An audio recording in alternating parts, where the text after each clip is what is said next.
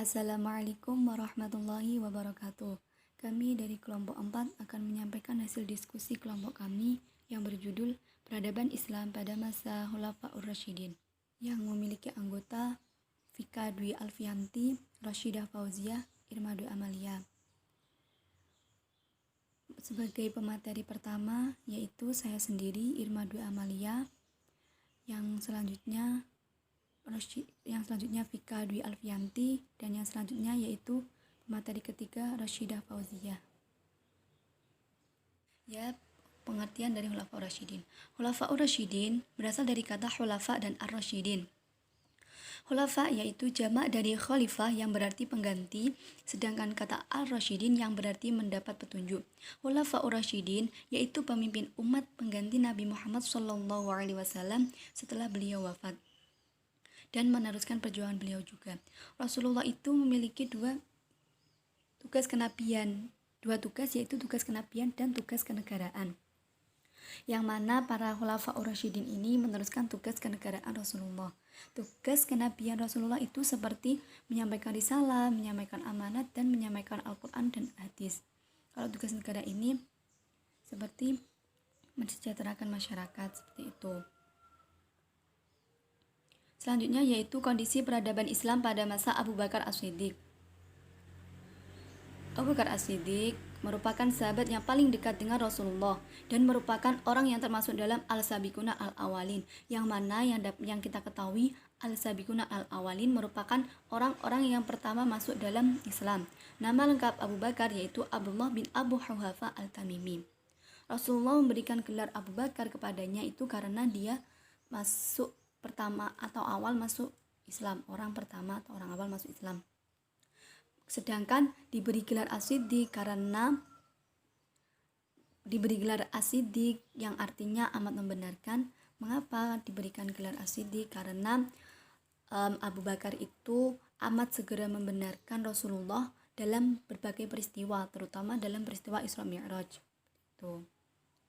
Kondisi peradaban Islam yang pertama yaitu pada masa Khalifah Abu Bakar, ia menerapkan dewan legislatif, eksekutif, dan yudikatif dalam sistem pemerintahannya. Jadi Khalifah Abu Bakar ini dalam pemerintahannya itu ada dewan legislatif, yang mana dewan legislatif ini bertugas untuk membuat undang-undang ataupun peraturan. Dan ada pun juga lembaga atau dewan eksekutif yang bertugas menjalankan atau melaksanakan undang-undang maupun peraturan yang telah dibuat oleh Dewan Legislatif. Adapun dewan sebagai penindak lanjut yaitu Dewan Yudikatif yang bertugas mengadili perkara. Jadi mengadili orang-orang ataupun umat yang melanggar peraturan ataupun hukum, seperti itu. Selanjutnya dengan mengelola zakat, sedekah, infak, harta rampasan, perang, dan pajak dari non-muslim. Pengelolaan itu ditangani oleh satu badan yaitu Baitul Mal. Jadi di sini Baitul Mal itu mempunyai tugas membagikan pendapatan negara kepada umat Islam yang sesuai dengan Al-Quran. Maksudnya itu yaitu contohnya seperti zakat. Zakat itu kan dibagikan kepada 8 orang yang berhak menerima zakat sesuai dengan Al-Quran, seperti itu. Jadi tugas yang mempunyai tugas membagikan zakat itu dan lain-lainnya itu yaitu Baitul Mal ini. Selanjutnya kondisi yang ketiga yaitu prestasi besar yang diraih Khalifah Abu Bakar dalam peradaban Islam yaitu mengumpulkan Al-Quran, yang mana Al-Quran menjadi pedoman bagi umat Islam. Dapat kita ketahui pada masa Abu Bakar As-Siddiq, Al-Quran masih tercecer di mana-mana. Ada yang masih ditulis di pelepah kurma, kulit binatang, tulang, dan masih di hafalan para sahabat, seperti itu. Yang mana resiko jika masih tercecer yaitu bisa musnah ataupun hilang.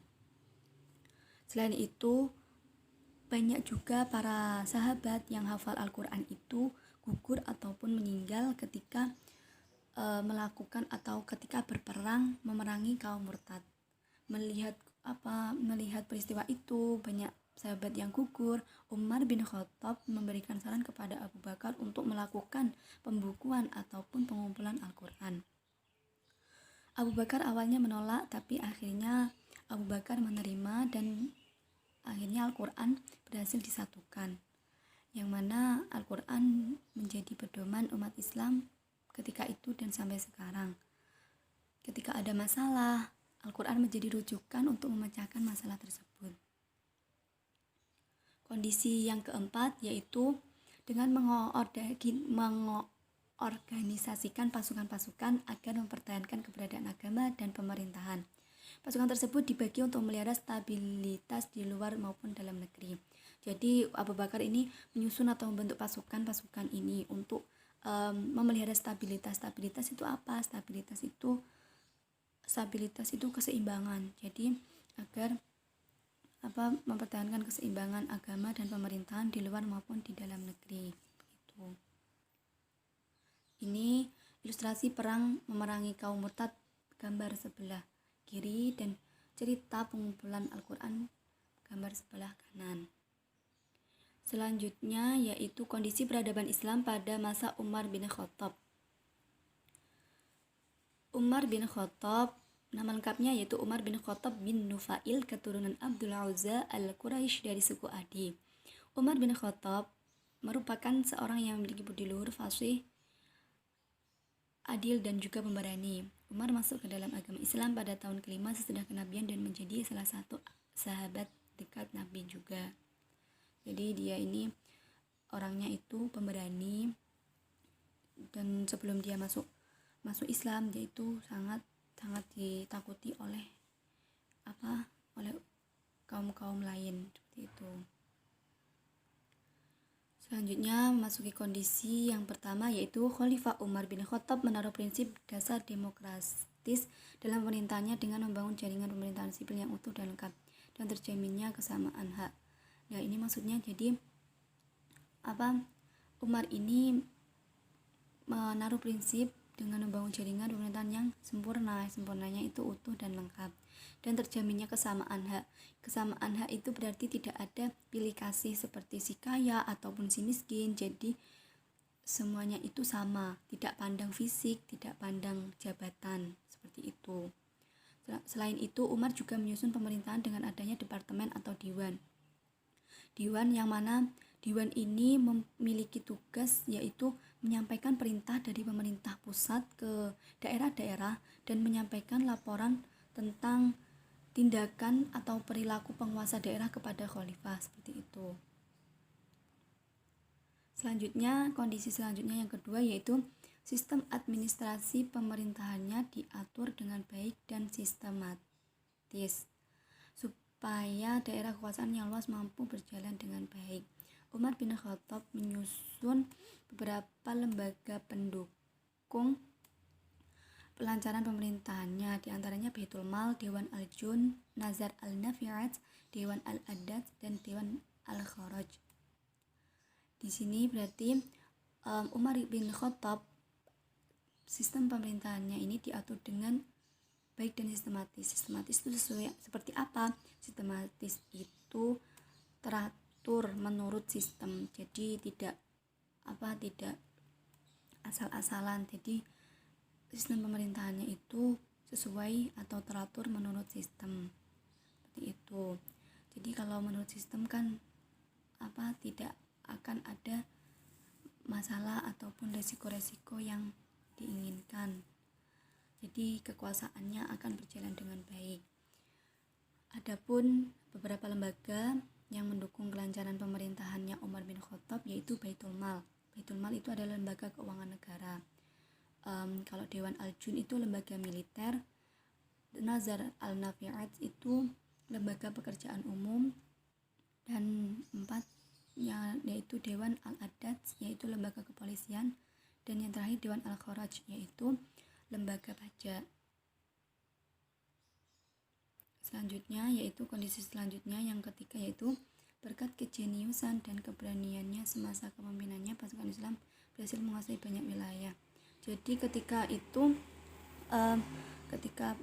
kekaisaran Persia itu pada masa kepemimpinan Umar bin Khattab itu mampu itu kekaisaran Persia itu bertekuk lutut di pasukan Islam.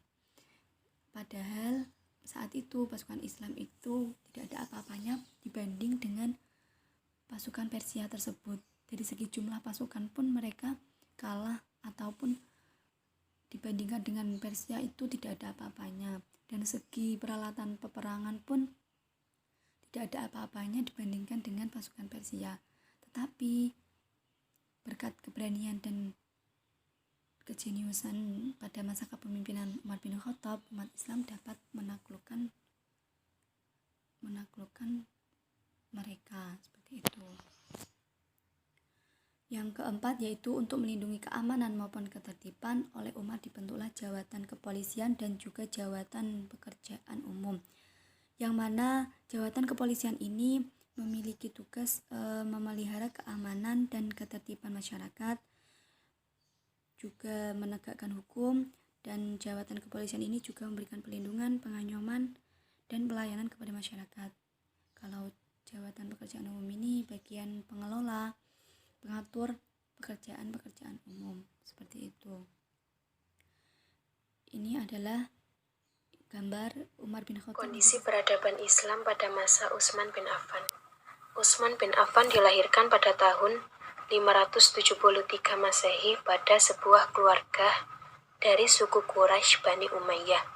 Nenek moyangnya bersatu dengan nasab Nabi Muhammad pada generasi kelima. Sebelum masuk Islam, ia dipanggil dengan sebutan Abu Amr. Ia bergelar Zurunain karena menikahi 2 putri Nabi. Menjadi khalifah sejak 644 Masehi sampai 655 Masehi. Adalah khalifah ketiga dalam sejarah. Dalam pemerintahannya ada beberapa hal menarik dari kepemimpinan Khalifah Utsman bin Affan. Di antaranya yaitu 1. Segi agama, pengetahuan, dan budaya. Utsman bin Affan adalah khalifah pertama yang memperluas Masjid Nabi di Madinah dan Masjidil Haram. Utsman membentuk panitia lejnah penyusun mushaf untuk melakukan pengecekan ulang dengan meneliti kembali mushaf yang sudah disimpan di rumah Hafsah dengan membandingkan dengan mushaf yang lain. Yang kedua yaitu segi politik. Utsman berjasa membangun banyak bendungan untuk menjaga arus banjir yang besar dan mengatur pembagian air ke kota-kota.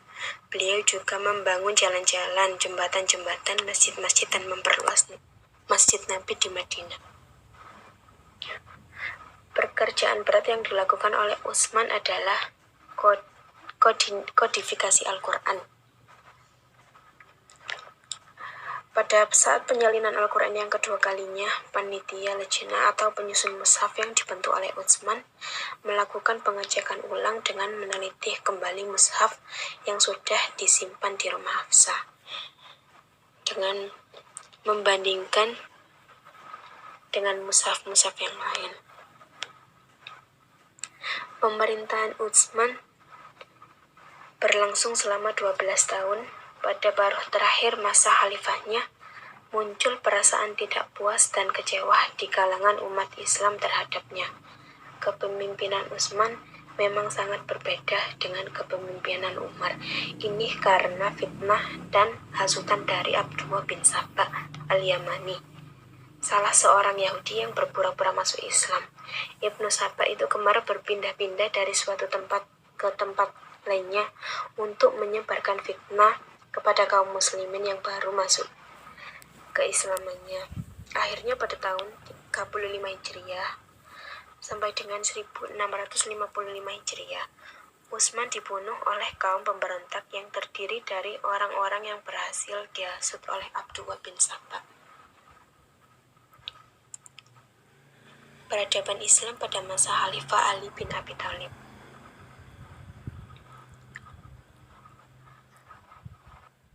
Setelah Utsman wafat, masyarakat beramai-ramai membaiat Ali bin Abi Thalib sebagai khalifah. Ali bin Abi Thalib lahir pada tahun 603 Masehi di samping Ka'bah kota Mekah. Lebih muda 32 tahun dari Nabi Muhammad. Ali termasuk keturunan Bani Hashim. Banyak hal yang terjadi selama pemerintahan yang dipimpin Khalifah Ali bin Abi Thalib. Di antaranya yaitu 1. Segi politik. Dalam periode Khalifah Abu Bakar dan Umar, kehidupan masyarakat masih dalam taraf kesederhanaan seperti periode Nabi Muhammad SAW. Rakyat masih bersatu padu dan kokoh di bawah ikatan tali persaudaraan Islam. Mereka selalu kompak dalam semangat jihad dan ikhlas demi ketulusan agama Islam.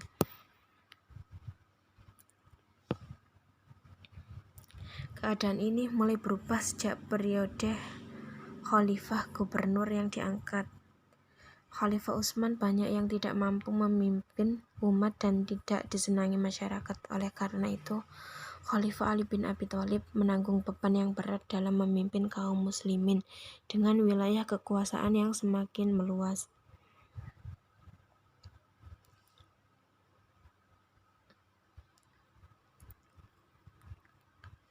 Dari segi pengetahuan, sebagai upaya untuk mencerdaskan umat, Khalifah Ali meningkatkan dalam ilmu pengetahuan, khususnya ilmu yang berkaitan dengan bahasa Arab, agar semua Islam mudah dalam mempelajari Al-Quran dan Hadis.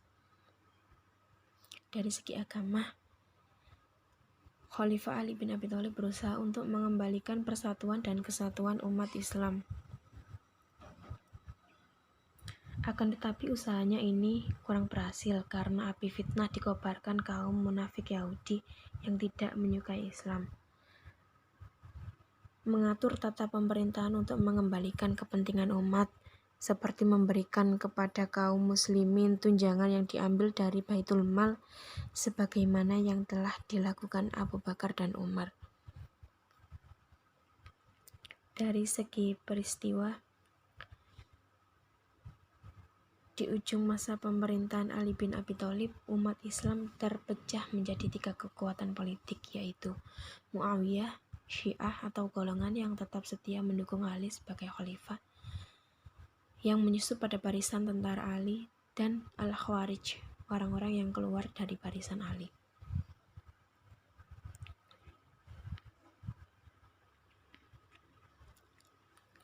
Yang kelima yaitu segi bahasa dan ilmu pengetahuan.